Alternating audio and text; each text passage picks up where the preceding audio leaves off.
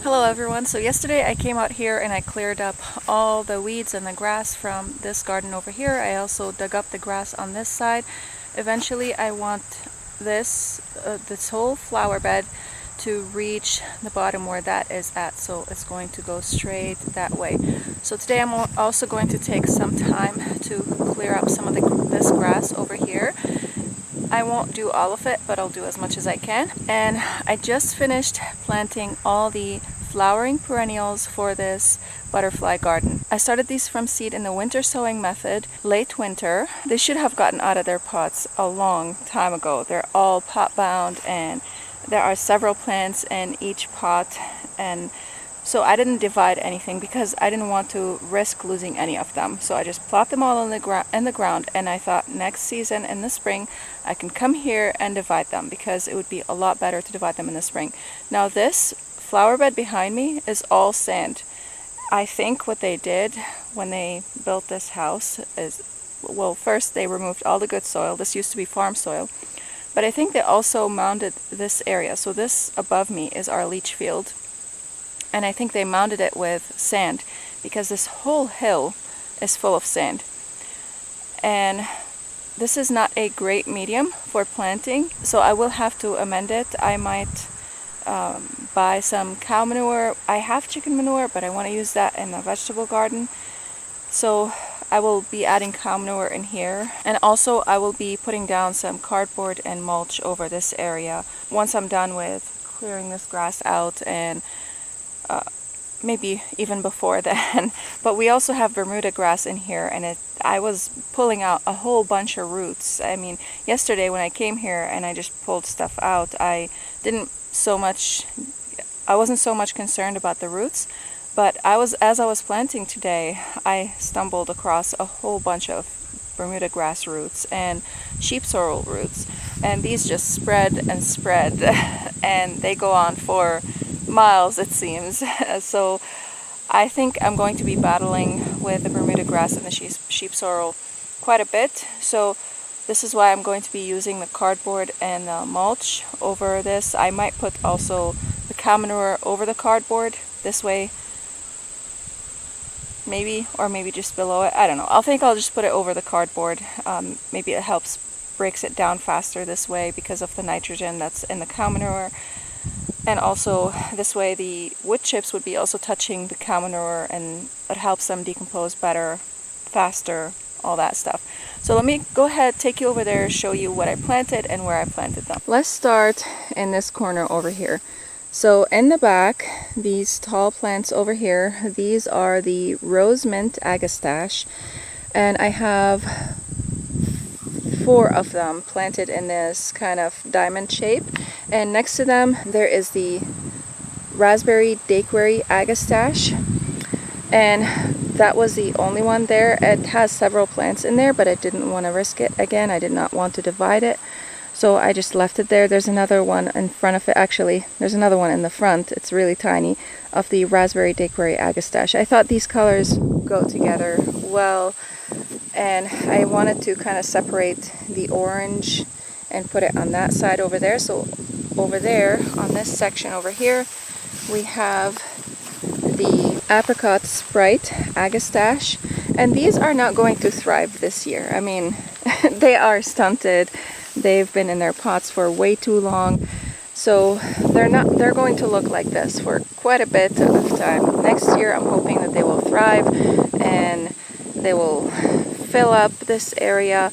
I want to plant a lot of perennials in here because it would be a lot easier on me, and these are beautiful perennials. They attract the butterflies, the hummingbirds, the bees. I mean, I was seeing bees, are honeybees and bumblebees all over them as I was planting them. So I'm super excited about this. I can't wait for this whole project to kind of come to completion, and I see this whole area fill up with all these beautiful flowers.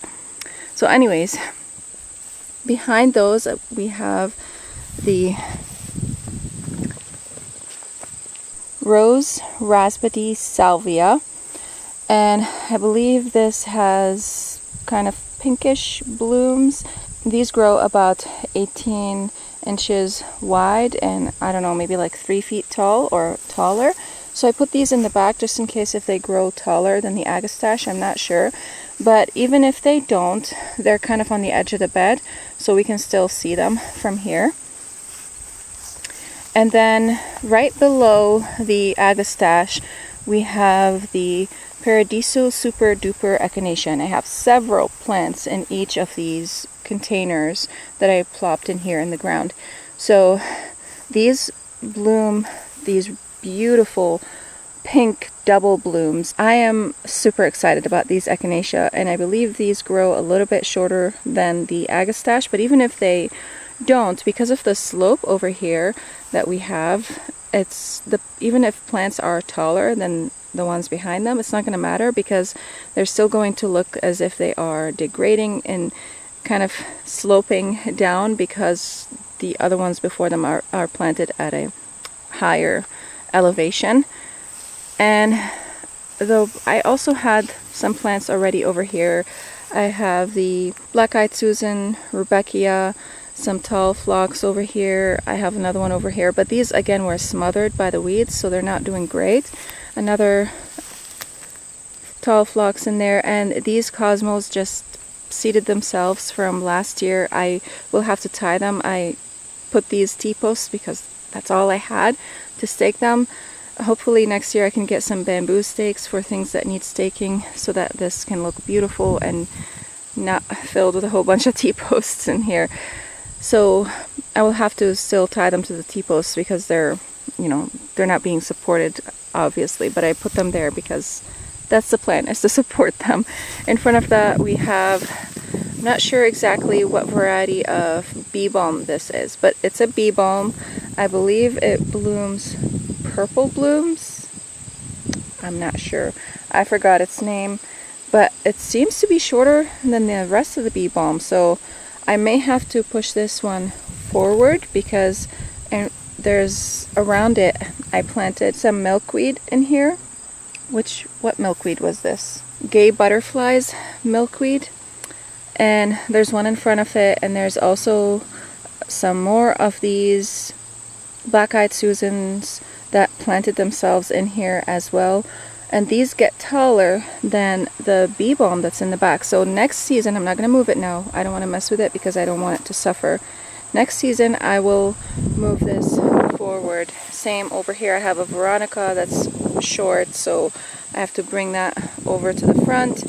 It's a white blooming Veronica. I don't know what is its name anymore. Do I still have its name? Let's see. Oh, I do. Okay. White Moody Blues. So let's see if it says how big this... Oh, it's breaking. Never mind. Okay. So And over here I just have this wild daisy that also seeded itself in here, so I left it in here. I have another wild daisy that got seeded right there. I can't see. There we go. So I left this one here. I don't know if I'll keep it there next year or not. We'll see what I'll do with that. This is another bee balm in here that I planted a couple years ago, and these are kind of varying in color. They're very close in color, all these bee balms. So there's another one right there. It has these beautiful, beautiful pink blooms. I love that color. So these have varying, like, blue and pink blooms, all these bee balms that are in here. And some more cosmos that planted itself in here. Another daisy that's really looking terrible. I think I might have stomped on it yesterday while I was clearing up all the grass that was in here. And I'll be moving all this stuff over here. These were a whole bunch of rocks that I used to hold down the cardboard that I had in here before to kill the grass that was here. And so again, we have some more of these black-eyed Susan Rebecchias that planted themselves in here, so I just left them. Behind them there is this purple coneflower echinacea that I planted here last year, I believe, and this year it's coming back. It's doing much better than last year, again with it being smothered by the grass and all that. I think it's doing amazing. And right next to that, this plant right here is an oriental lily. I'm not sure what oriental lily it is. I don't know if it's a tiger lily or an orange lily, but it's something of the sort. Then over here, last year, it needs water right now. Last year I stuck this oak leaf hydrangea branch in here in the fall, and I thought, let's see, this is sand, it's a great medium for starting plants in it. Let's see if this thing is actually going to grow. And it did. It produced this branch right here. Now it needs water right now because it's hot, and I messed around next to it with all the roots and everything because I was pulling the grass. So I'm going to give it water, I'm going to give it some chicken manure and see how it does. And I'm really hoping that it's going to grow and fill in this area. Once it grows in here and starts, blooming and all that and getting large, then I would be moving all these plants from around it, of course. And behind that, did I mention we have behind the echinacea, we have the ice belly milkweed, and these produce white blooms, and I really love white blooms. I prefer not to have orange, but this is a butterfly garden, so I think we need to have a lot of color in here, and also for the hummingbirds as well. So I'm, not leaning towards the hot colors. Again, this is orange here, the apricot Sprite agastache, but it has these pink, what's it called? Where the flower attaches is pink, so it's not a hot color, it's a kind of a cooler tone orange, so I can tolerate that. It's beautiful. Orange is one of my nemesis colors, so this is not one of them though. It's because of the pink in there, I'm happy with this one. And next to that also, so we have all these apricot agastache in here. This one seems to have a leprechaun gold columbine, but I didn't want to mess with it, so I just left it here. And I thought if it actually grows, I'll transfer it and plant it in my shade garden that I started this season. And right there, I also plopped another Paradiso Super Duper Echinacea. I thought there's an echinacea over here, and yes, this is different, but it might play well with these agastache over here, and it also will pick up the echinacea that's over there. So again, they are not going to be looking super hot right now. They're very sad looking right now. This whole bed is super sad looking, but I think I'm super happy with the progress that I did. I don't know if you've seen it before this year, but it was full of grass. I will come later today and fix this. I was going to work on it now, but my little one just woke up, so I have to go inside. I also still didn't have breakfast yet, so I gotta go inside and do that and be with my kids. So this is what we have over here, and I will continue to update you on the progress and bring you along as I do more progress in here. I would like to put some water feature for the butterflies because I do know they like to have water with minerals in it. So that means that I would have to put some of the sand that's in here in that bowl or whatever it is. So I might get a bird bath and put it in here and put some of the sand, some rocks for the butterflies to drink from. I don't know where I would put that though. I'm not sure if I'll do that or not. We'll see. That will be for another year, another time. But overall, I think once this fills in, it's going to look very beautiful. Next season, I'll bring in more plants and fill it in some more, and also again it's going to be covered with mulch. This whole area is going to be cleared up, so it's going to start looking a lot better, and hopefully today I can mow the grass. We'll see if that will happen. I hope you guys enjoyed this video, and I will again bring you along with me with all the progress that I do in this area. If you enjoy these types of videos and some more gardening videos, I have lots of videos on growing food and flowers and food preservation and all that stuff. So if you guys enjoyed these types of videos, go ahead and click that subscribe button and the bell to receive notifications of whenever I upload new videos. And if you like this video, go ahead and click that like button. I want to thank you so much for watching. Thank you for following along. And I would love to hear from you. What kind of flowers do you have that you find attract the butterflies and the hummingbirds the most?